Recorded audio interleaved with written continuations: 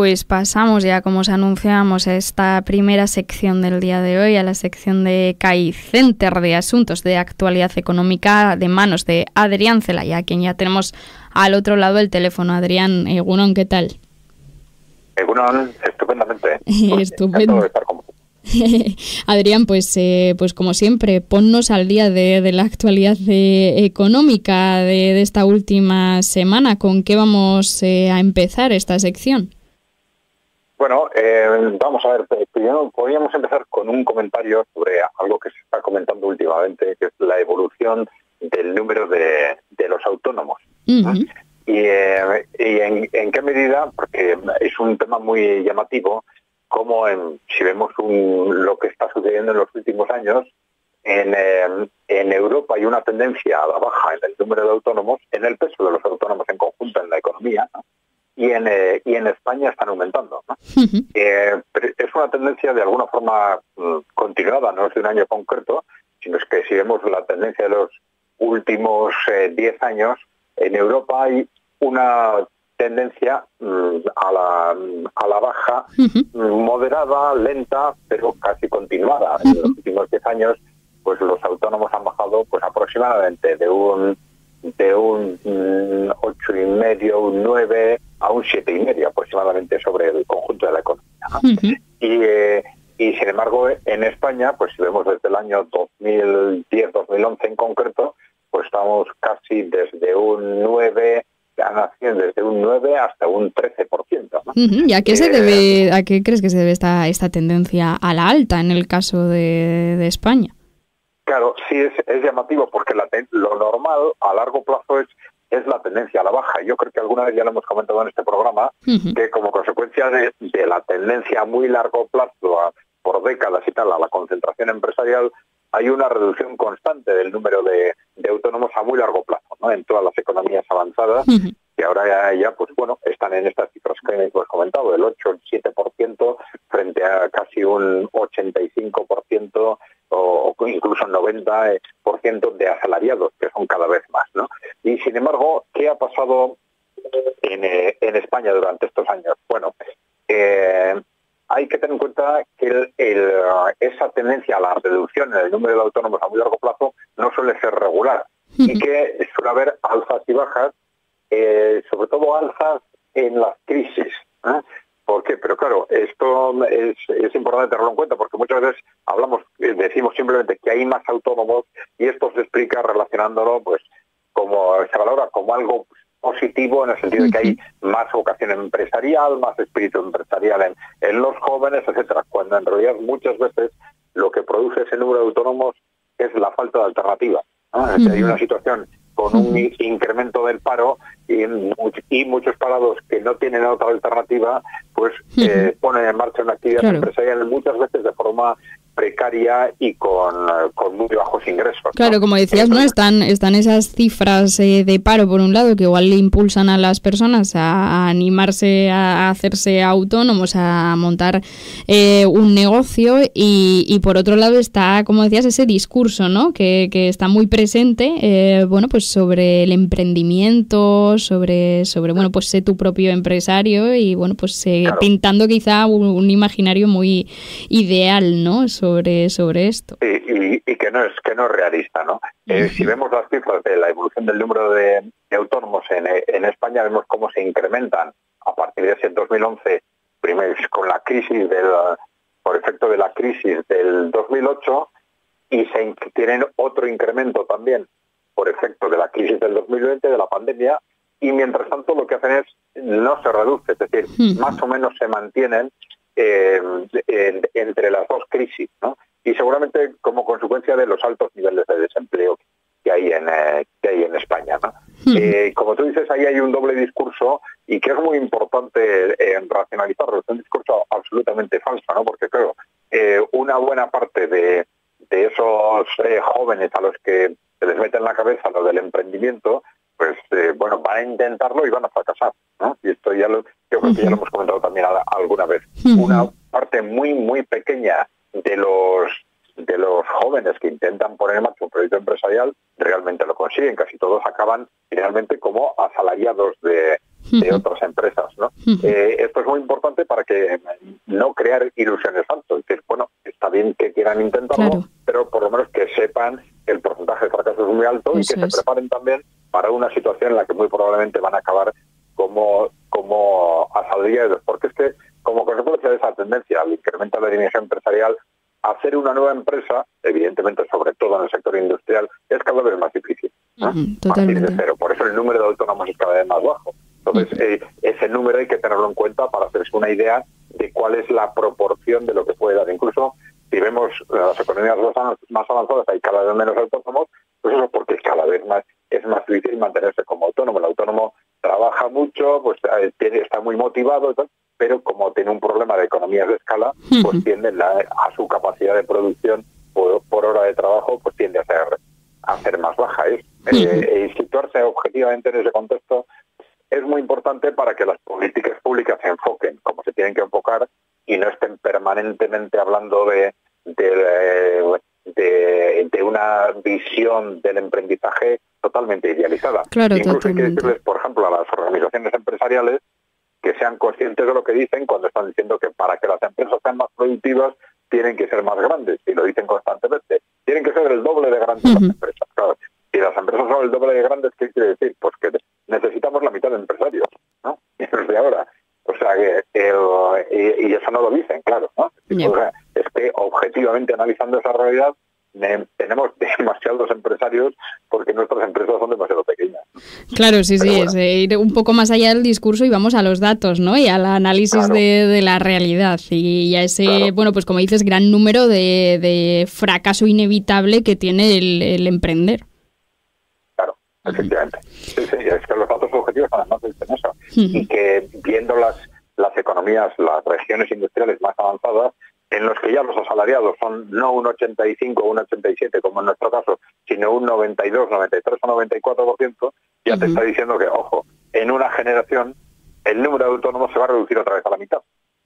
Luego a algunos les va a salir bien, pero incluso a los autónomos que ahora están trabajando como autónomos, muchos de ellos van a tener que dejar su actividad y, pues, bueno, algunos se jubilarán, etcétera, pero muchos otros pues pasarán a ser asalariados. Entonces tienen que prepararse para ese contexto, ¿no? Claro, además la economía estamos hablando de algo estructural, ¿no? No de paquetes de soluciones individualizadas, de bueno, no tienes trabajo, pues hazte autónomo. Pues no son así las cosas, claro, Adrián. Evidentemente. Claro.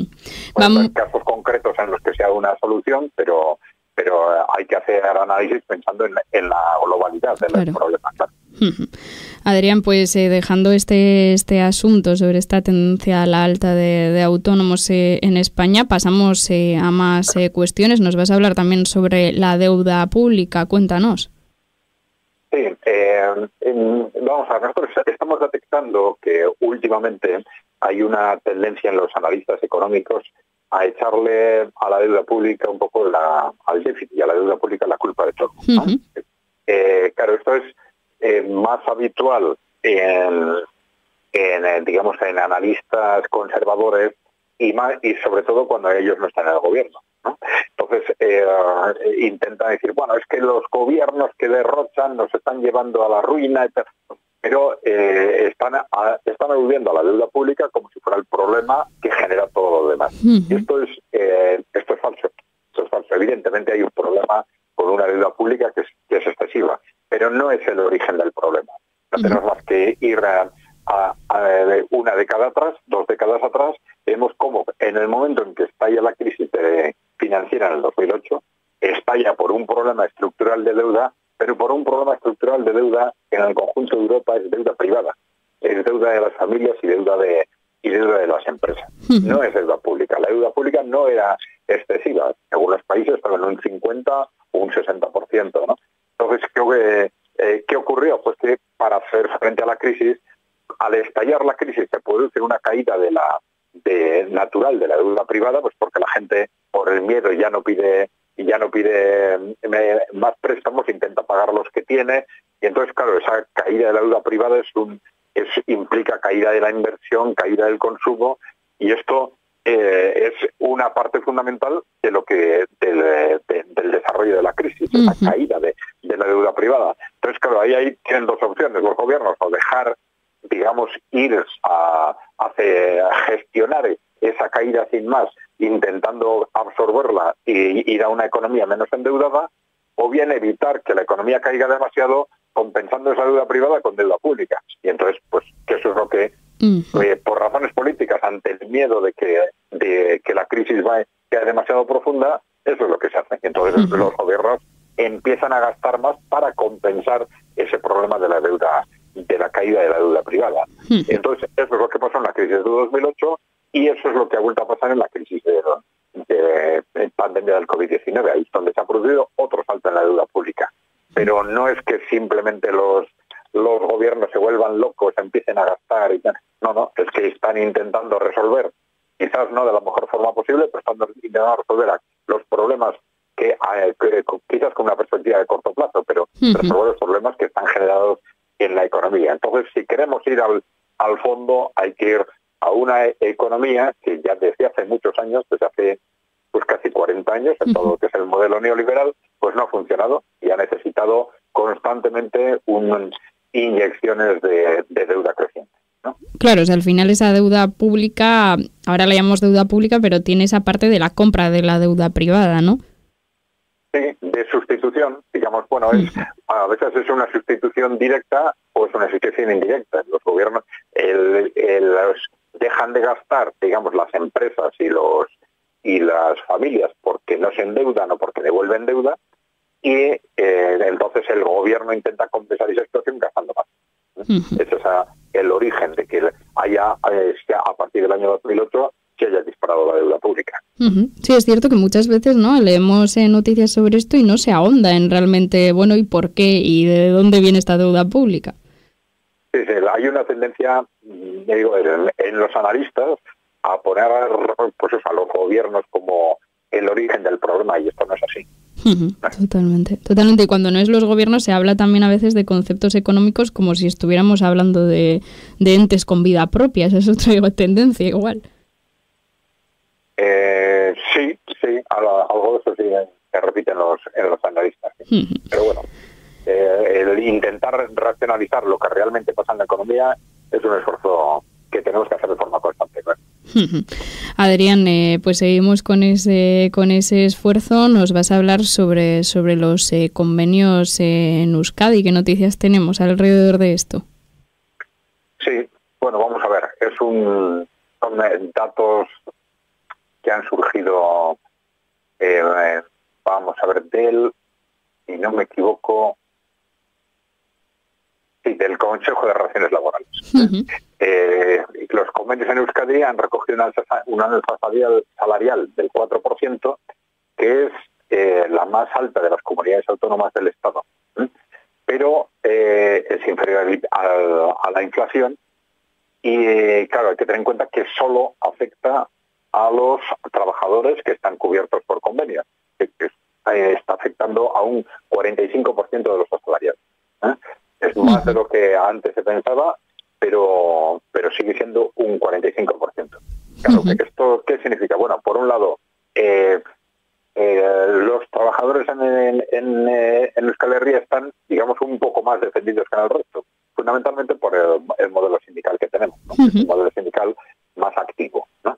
Y por otro lado, que en conjunto, a pesar de estar más defendidos, pues hay una pérdida muy importante de poder adquisitivo, sobre todo en los trabajadores sin convenio, en los trabajadores no sindicalizados, etcétera, ¿no?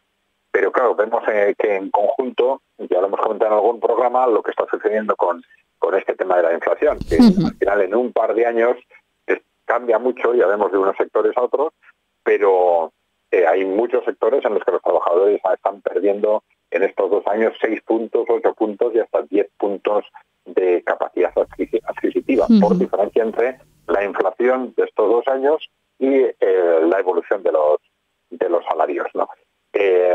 Bueno, aquí tenemos un problema de fondo. Ya dijimos que esto era algo que difícilmente se hubiera podido conseguir si se intenta utilizar un instrumento distinto de la inflación, que en las organizaciones internacionales muchas veces se comenta que la inflación es el instrumento políticamente más eficaz para trasladar costes a los ciudadanos, ¿no? Que si los costes se trasladan pues a través de una reducción directa de salarios, pues enseguida los trabajadores apuntan como responsable a los empresarios y reaccionan inmediatamente, que si se reducen las pensiones, pues apuntan a los gobiernos y también se produce una reacción, pero esto de la inflación parece que es, en un principio por lo menos, como más abstracto, ¿no? Hay inflación, pero ya vemos pero a la gente le cuesta mucho más reaccionar, ¿no? Y ya vemos lo que ha pasado estos 2 años. Es una pérdida de poder adquisitivo de 6, 8, 10 puntos y aquí se han movido muy poco, ¿no? En los últimos meses vemos que está habiendo ya movilizaciones sectoriales importantes en algunos ámbitos, pero ya la pérdida ya está hasta ahora generada. Vamos a ver si con estas movilizaciones los sindicatos son capaces de recuperar una parte de ese poder adquisitivo perdido. Totalmente. Sí, además esa inflación, ¿no? Parece que como se va dando progresivamente, pues se da como una especie de fenómeno de ir acostumbrándose, ¿no? De alguna manera. Sí, pero claro, tiene un efecto acumulativo, claro, porque si no recuperamos los salarios, no se incrementan de acuerdo con la inflación, perdemos un año un 5% de poder adquisitivo y al otro año un 5% añadido y al otro año un 5% añadido.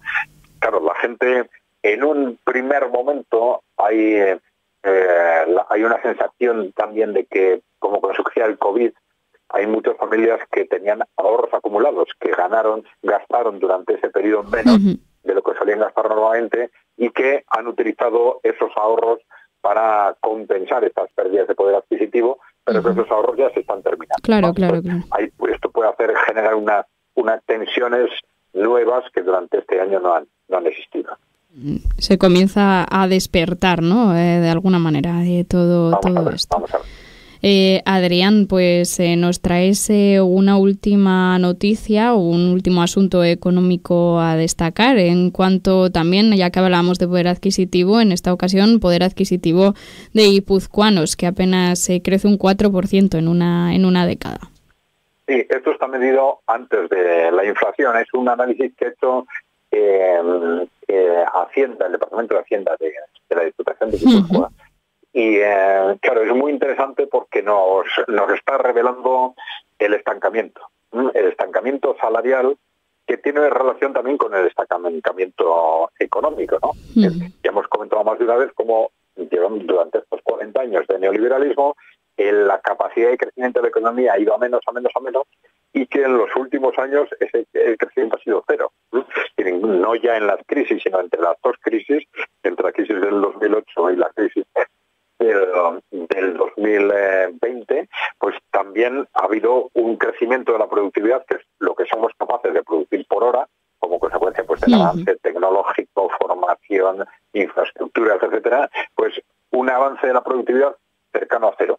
Y entonces, claro, esto tiene relación con que ahí se produce una tensión entre trabajadores y empresas y también los salarios no se incrementan, ¿no? Entonces estamos en una situación ya de estancamiento de la economía, este incremento del poder adquisitivo de 4% en una década, prácticamente un estancamiento. Que nos habla también de que datos que salieron hace como 2 semanas, yo creo, que nos decían que los salarios de los trabajadores en el Estado no habían crecido en los últimos 15 años, ¿eh? Lo cual es un dato también muy parecido, ¿no? Estamos en una situación ya de estancamiento en un sistema que no es capaz de generar crecimiento. Claro, al final, si ese poder adquisitivo apenas ha crecido un 4% en una década, al final, en cuanto no a toda la inflación que estamos comentando y todos los cambios que está habiendo, en realidad se está dando una pérdida, ¿no?, del poder adquisitivo. Sí, es decir, a ese estancamiento anterior, ahora le añadimos una pérdida de poder adquisitivo como consecuencia de la inflación. Estábamos en un sistema que no genera riqueza, crecimiento de la productividad cero, crecimiento de los salarios cero, o crecían de acuerdo con la inflación, o sea, poder adquisitivo, mejora el poder adquisitivo cero, y de pronto, después del COVID y a partir del año pasado, pues tenemos, de hace año y medio aproximadamente, pues tenemos una inflación no compensada, con lo cual ya es pérdida de poder adquisitivo. Adrián, pues esta era la última cuestión a comentar, así que vamos a dejar aquí nuestra sección de asuntos de actualidad económica. Mil esker por darnos siempre, como siempre, bueno, pues todas estas explicaciones y todos estos asuntos sobre la mesa. Mil esker, Adrián. Oso ondo, zuri, mila esker zuen. Hurrengo asterarte.